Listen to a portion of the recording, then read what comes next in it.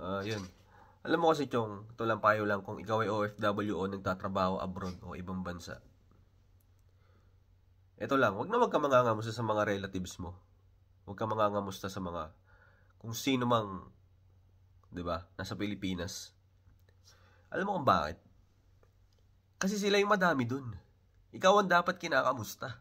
Kasi ikaw ang mag-isang bumabangon, 'di ba?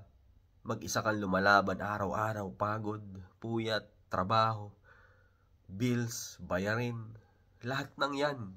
Ikaw lang mag-isa. At pagkatapos nun, ikaw pa yung mangangamusta sa Pilipinas.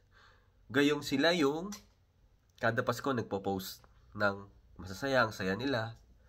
'Di ba? Inuman, kainan, bondings, 'di ba? Handaan, pag may birthday. Kasi alam mo tol, ganoon simple yun eh. Hindi ka dapat nangangamusta, ikaw ang dapat kinakamusta lalo kung ikaw ay mag-isa lang sa bansa kung nasaan ka ngayong nagtatrabaho. At yun lang mga chong, shinare ko lang.